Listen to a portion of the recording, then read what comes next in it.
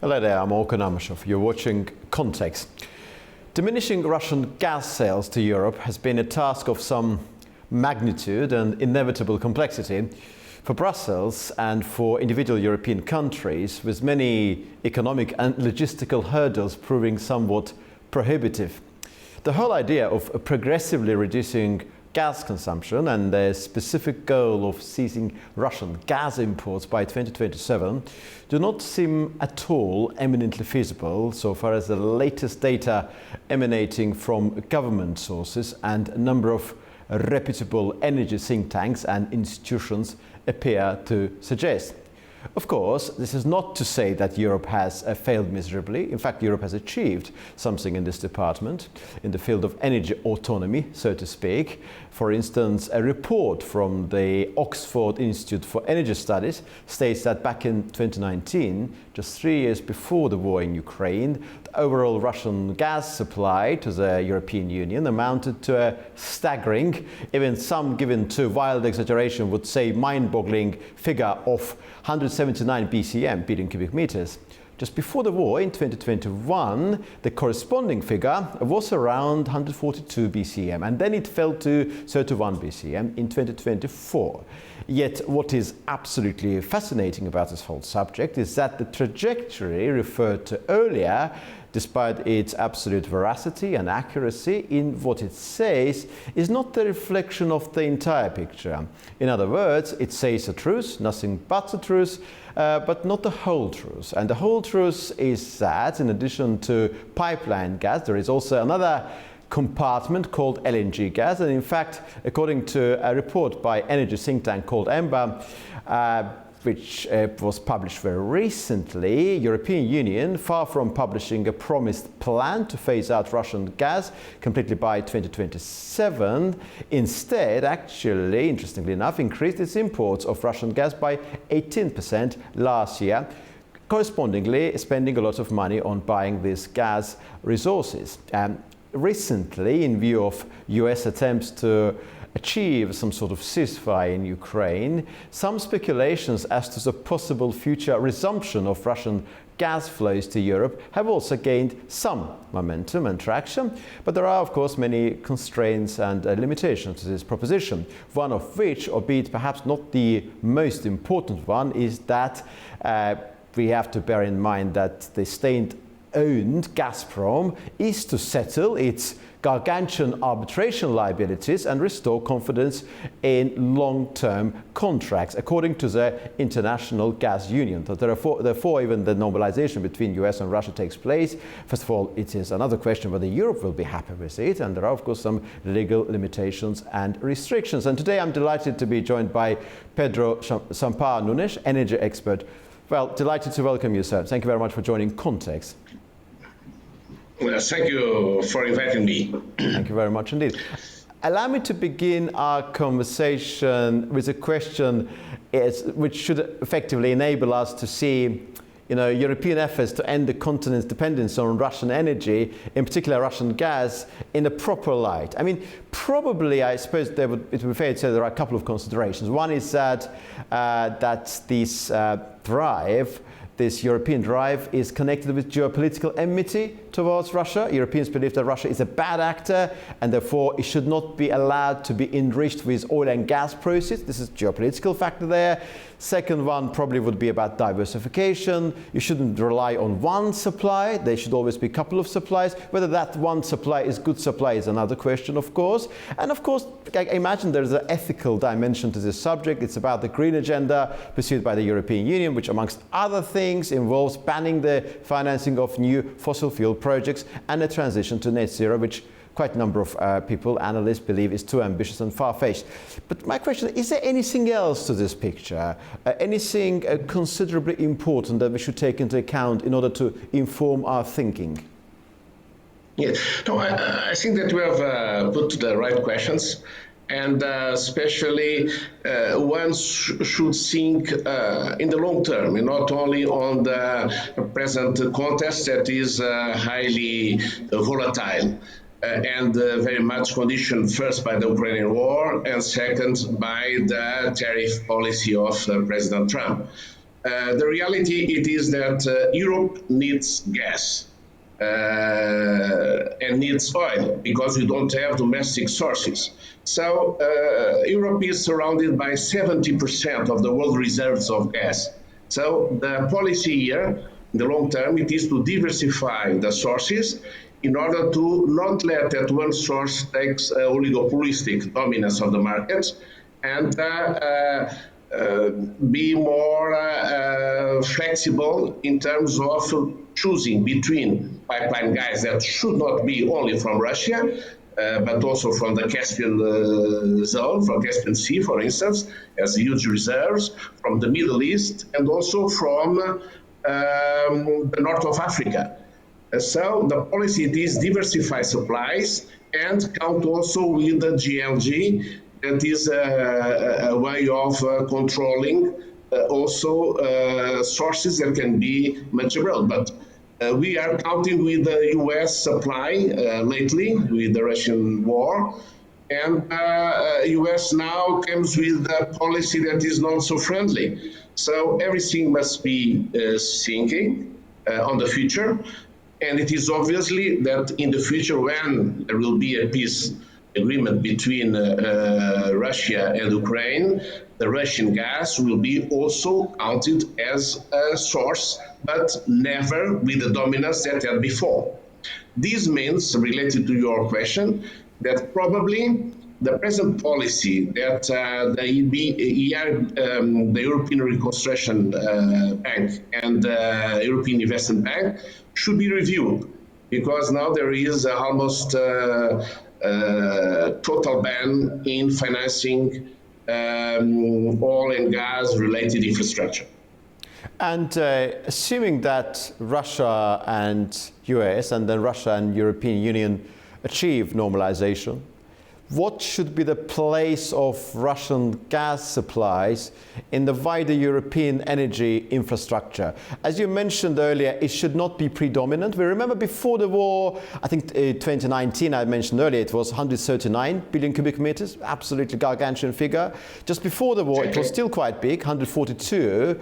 For example, Azerbaijan, as I understand, if I'm not mistaken in terms of exact figure, is providing 42 BCM, but only I think 22, 23 goes to Europe. Where do you see Russian gas once there's a normalization? Because we assume that this enmity is important, there are issues to be resolved, but it is not eternal, presumably. There will be some normalization in the fullness of time, whether in our lifetime or not, I don't know, but at some point. But what should be Russia's proportion in the market? Yeah, it is desirable that Russia will be once again integrated on the world economic order. And that means that their huge reserves should be used, and mainly in Europe. That is the main, let's say, customer and the ones that need that gas.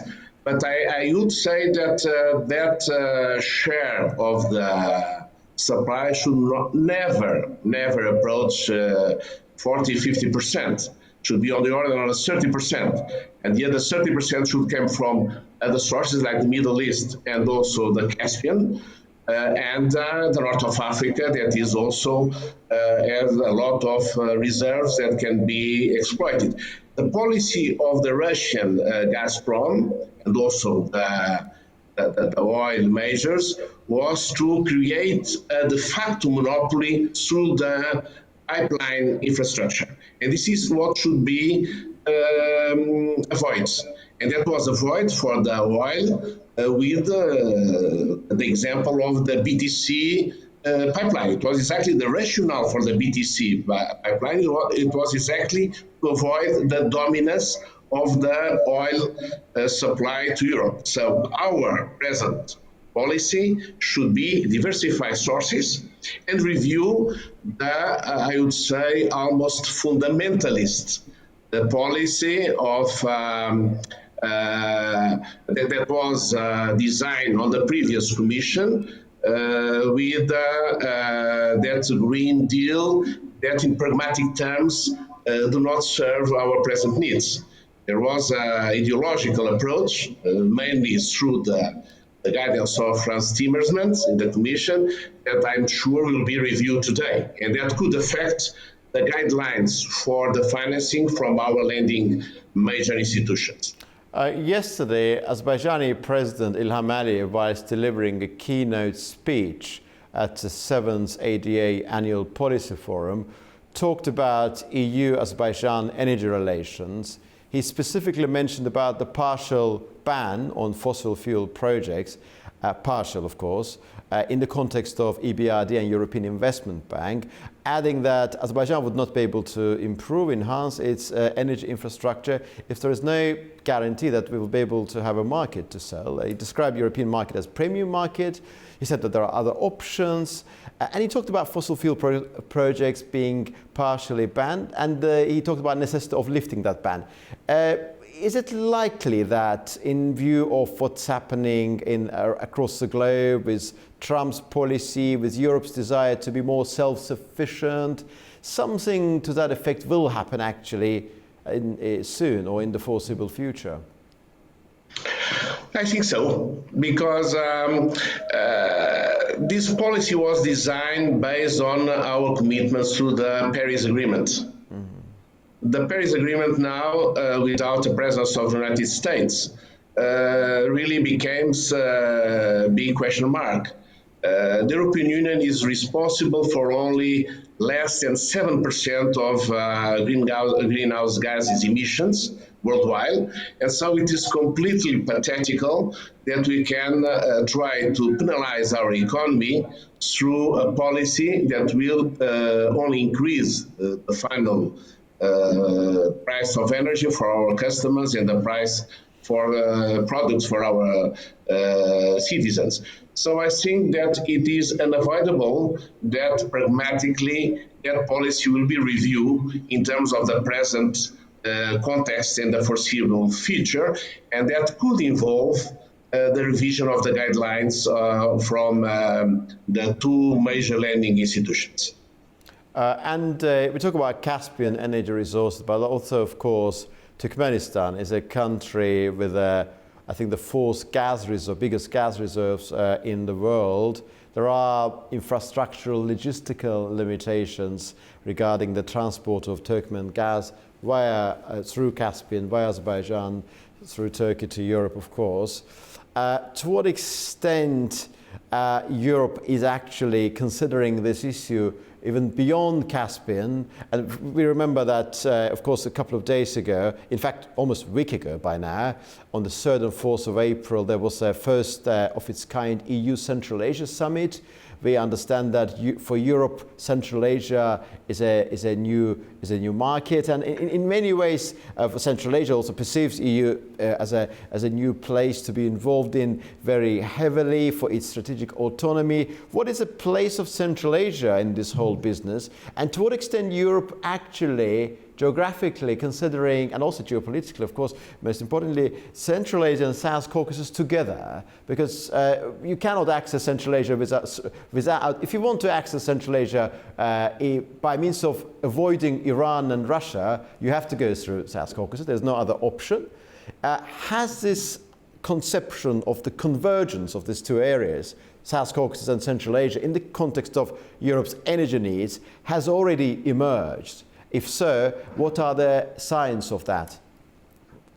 Well, I would say that some years ago, that was one of the major priorities for the diversification of our energy sources.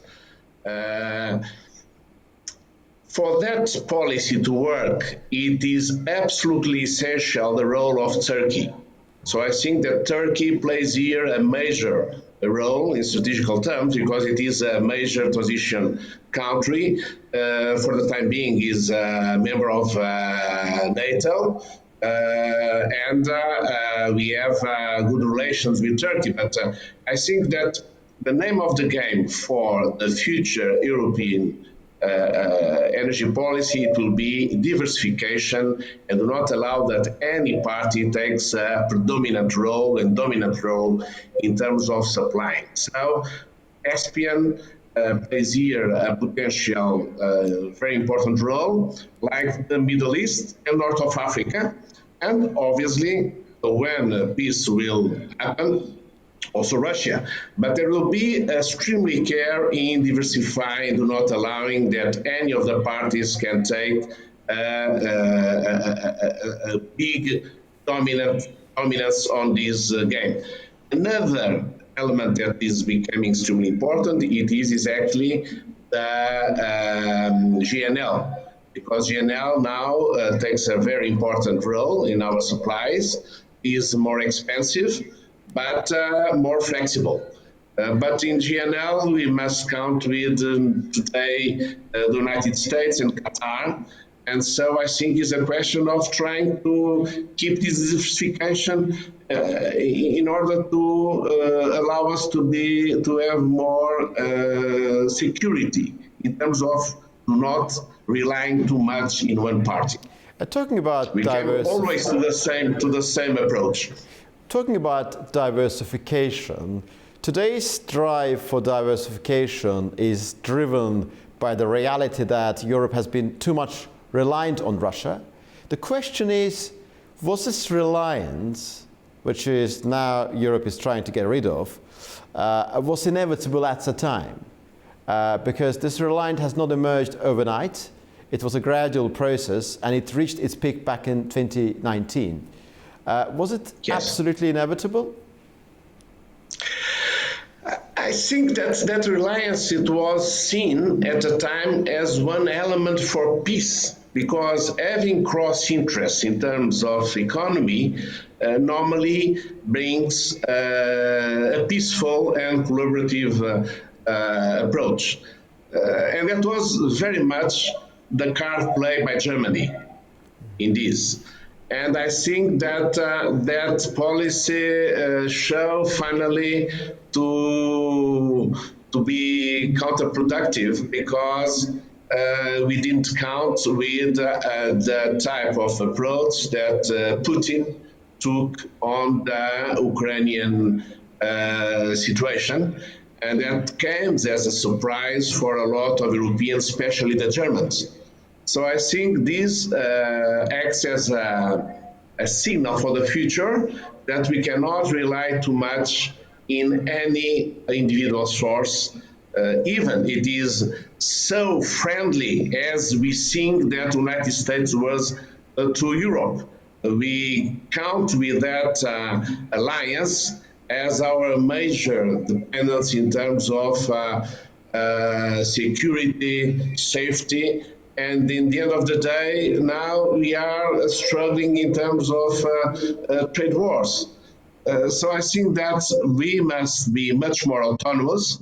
We must think in our serious energy policy that must rely in diversification where we don't have the domestic resources, but also developing domestic resources where we can. Well, and I think that renewables is not a solution like it was said in our Green Deal, because it's not enough. It's something that can be a good complement, but will never be enough to sustain a modern economy. It's totally delusion. Do you believe it will never be absolutely reliable, or it will not be reliable for the next few decades? Or when you say will never, do you mean never completely, categorically, or for the next few decades? Well, one cannot guess what will happen on the next one decade. So I think that we can have some scenarios, but we cannot, we don't have a crystal ball. I think that looking for the fundamentals of energy, renewables cannot be the backbone of our energy system because of two elements: lack of energy density and intermittency. To solve the first, we need a huge resource-based mining, should be multiplied by 10. And to solve the second, we need a lot of batteries that once again needs a lot of critical materials.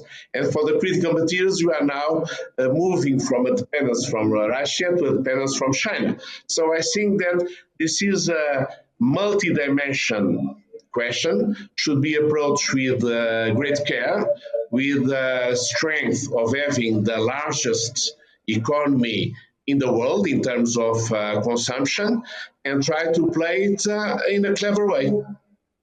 Well, thank you very much indeed, Pedro Sampaio. Thank you very much for your time. Indeed, thank you. Thank you. This was Pedro Sampaio, with whom we discussed fundamentals of energy architecture of Europe, the place of green energy, and some other related matters, long-term perspectives for the European Union, its efforts to wean itself off Russian gas dependency, concept of diversification, place of Azerbaijan as a Caspian country, Central Asia, Middle East, as key elements of this jigsaw puzzle, which could be described as European energy infrastructure and security. I'm Orkhan Amashov. You were watching Context, and see you very soon indeed.